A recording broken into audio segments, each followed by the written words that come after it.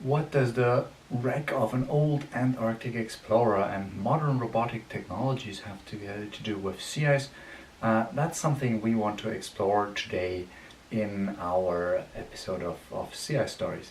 So, what is an AUV? An AUV is a so-called autonomous underwater vehicle or unmanned underwater vehicle. This is like a little submarine where nobody is sitting in.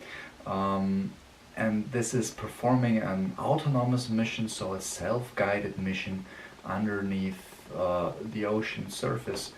So AUVs can be used for a variety of different tasks in the open ocean, not only for science but also a lot for survey, archaeology, finding objects at the seafloor.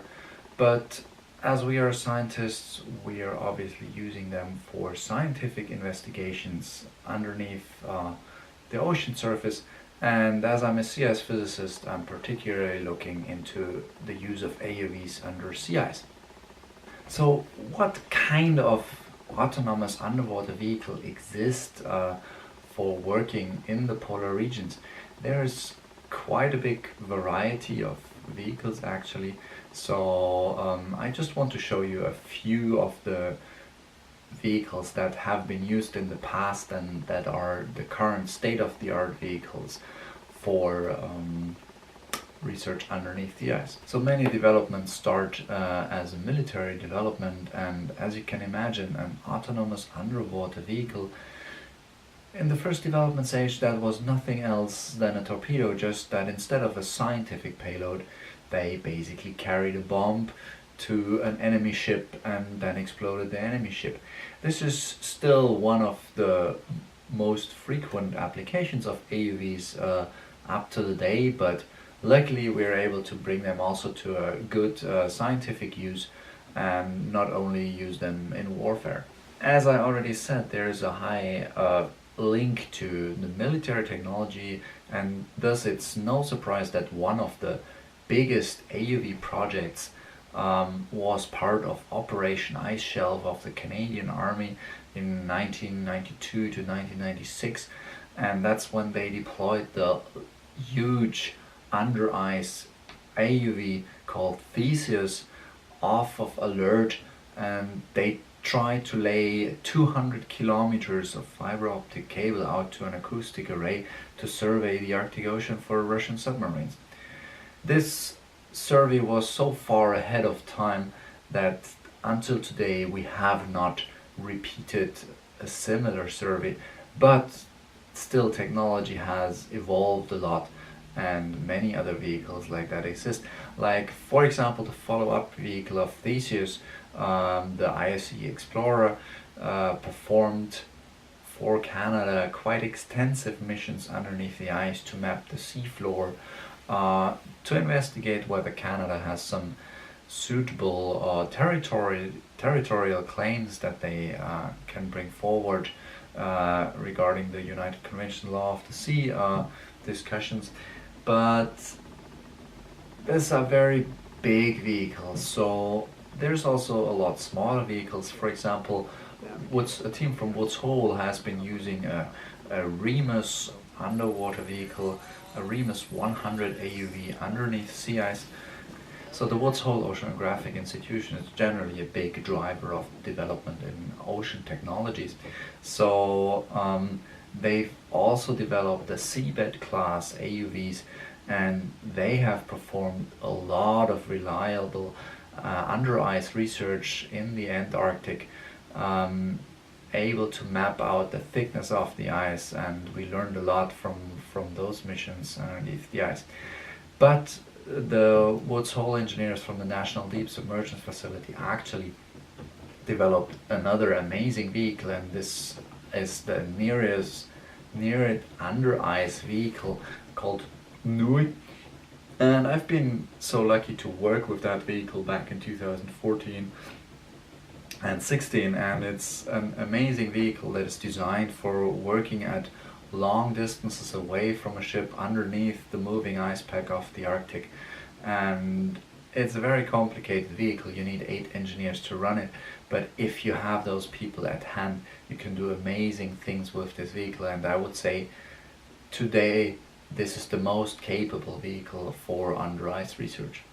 Of course, also other scientists and other nations are working on those problems. And for example, a team of British scientists, they have developed a series of vehicles. They are called AutoSub, and they have been diving in Antarctica, even under ice shelves, so under the floating big glaciers of Antarctica, and they were diving into the water underneath these ice shelves to learn how it looks down there. So they developed a vehicle which is called AutoSub Long Range, or you maybe know it better by its other name, Boaty McBoatface. And with this vehicle they want to attempt to actually cross the entire Arctic Ocean with just one autonomous vehicle. And well, then there are more commercial autonomous underwater vehicle systems available. Those systems are generally built for a different purpose, but if you use them clever, you can also use them under ice. And one of them is the big red Hugin AUV, and this is frequently used by different companies for surveying the seafloor, but it is now used by, for example, University Laval or Gothenburg University and others also for under ice research. But it's a bit tricky because it was not built for that purpose. So why is it difficult to operate such an autonomous underwater vehicle under sea ice? Well, first of all, you have to deploy it, so that means you need to find an area of open water between the sea ice floes where you can put your AUV into the water and bring it safely into the water column. But another main problem is that you need to navigate, you need to know where you are. So underwater, obviously, there's no GPS working, and especially if you have an ice cover, you can't just surface in any place and find out your position and resubmerge your vehicle to get to know where you are and continue your mission. So this is a really challenging element. Also, it's very tricky to know where your vehicle are. So the classical tracking systems that are used, they run very fast into limits underneath the ice. The other thing is, if you want the vehicle to come back, you cannot just surface at any given point because you're just under the ice. So you have to bring the vehicle home by some sort of homing system into the open water pool that is next to your support ship, and then drive it up there, surface it, and then be able to recover it. So you see already there's a lot of small things that need to neatly come together so that you can have a successful AUV mission under sea ice. The reason why you might have heard about under ice AUVs recently is because there was something going on in the Wedellsea, and we want to look a little bit into what was actually going on there.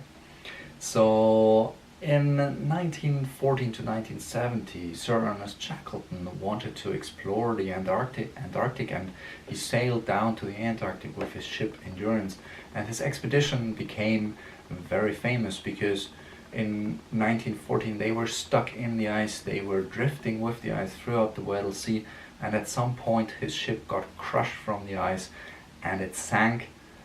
It was an epic journey for his entire team to make it back to land, and they actually all survived. The Wedellsea Expedition, a British expedition project, was trying to locate this wreck recently, and the location in the middle of the Weddell Sea is kind of a difficult spot because there's still nowadays a lot of sea ice, and well, Shackleton's ship was crashed. Nowadays we have more capable icebreakers, but it's still challenging to get there and to do research there.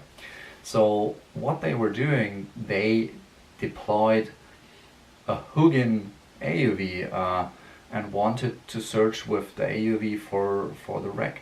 So this AUV was deployed by a company called Ocean Infinity, and they are a big survey company, so they have been involved heavily in the search for the lost Malaysian Airlines airplane and others. So they have many of those vehicles, and they luckily supported this science team by sending 2 AUVs on board, and They use the Hugin type vehicle that I mentioned earlier, which is a very good vehicle, but it has never really been built for work on sea ice. So we see later on how that might have caused problems. So to find the wreck, they went to the coordinates that they knew from the logbooks of the old expedition, and then they planned out a mission in a lawnmower pattern to scan the seafloor for the wreck.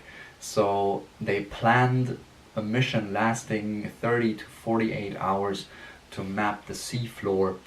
Now you know that is already quite a lot of time, and the Hugin vehicle is a big vehicle, but also that vehicle just offers about maximum about 60 hours of battery capacity.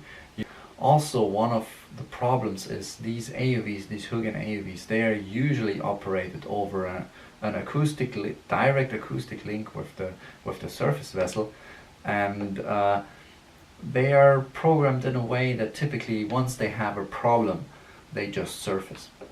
So I was not on board, so I don't know what happened exactly, but by now we know that they have lost their vehicle, and as the press statements say, towards the end of the survey, the vehicle was just going under a massive ice flow that the ship could not follow into.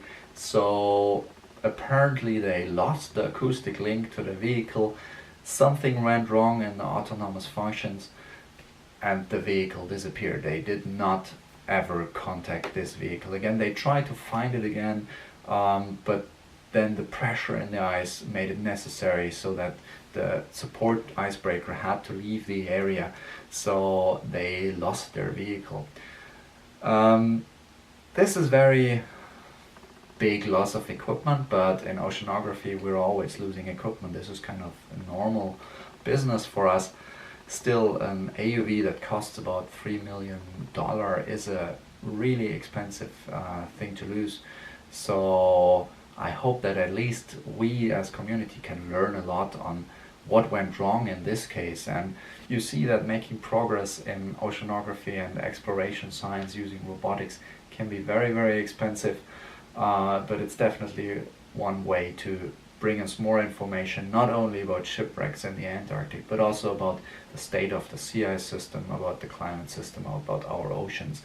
So it's very important that we develop those technologies, and I really like dealing with those technologies, and we are developing some projects for working with AUVs under sea ice as well. So you'll likely hear more about AUVs from me in the future, and with that, thanks a lot for listening, and goodbye. Have a nice day.